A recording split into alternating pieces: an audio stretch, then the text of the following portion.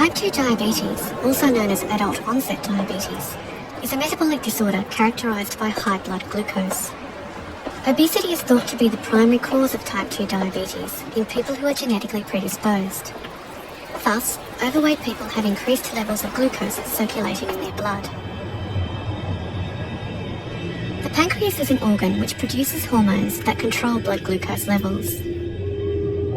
The hormones that control blood glucose are produced by clusters of cells in the pancreas called islets.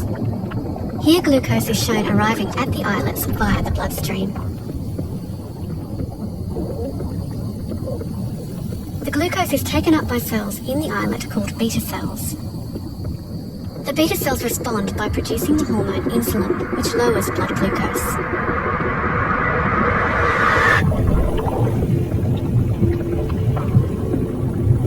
In type 2 diabetes, high levels of glucose stimulate the beta cells to produce lots of insulin to lower the blood glucose levels.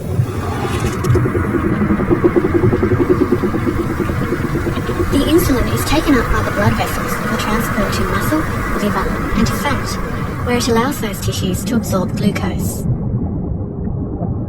Unfortunately, sustained production of insulin also leads to secretion of large amounts of another hormone-like substance by the beta cells. White blood cells, which live in the islet, respond to this hormone and consume it.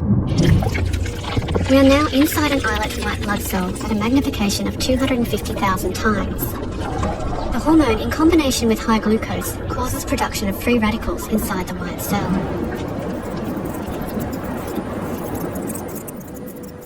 The free radicals activate a sentinel protein that originally evolved to protect us from microbial infection, causing it to unwind.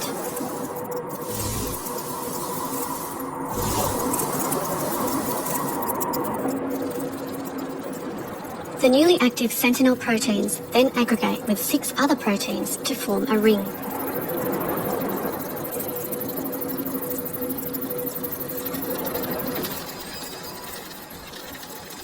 Seven adaptor proteins then bind to the ring. The adaptor proteins work to capture specialised inactive proteins from the surrounding cell fluid, bringing 2 halves together to form the active whole, which is then released.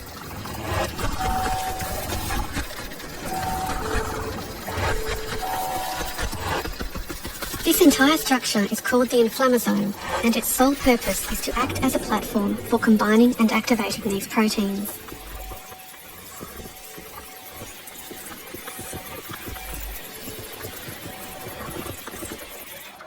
The newly active proteins then convert yet another small signalling protein, splitting it into its active form. This protein is the key protein involved in inflammation in the body.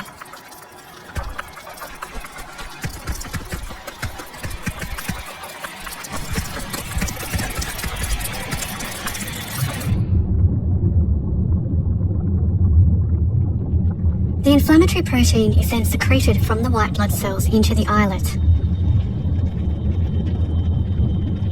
Unfortunately, this inflammatory protein causes death of the beta cells.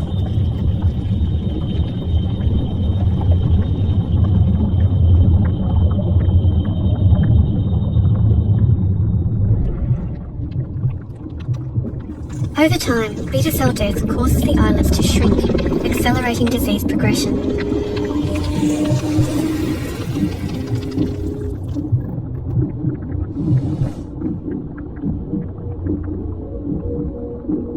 As the islets are now greatly reduced in size, they cannot produce enough insulin to control blood glucose levels. Over time, high blood glucose causes damage to many different tissues throughout the body. What originally evolved as a defense mechanism against infection now seems to be a driving force for inflammation in type 2 diabetes.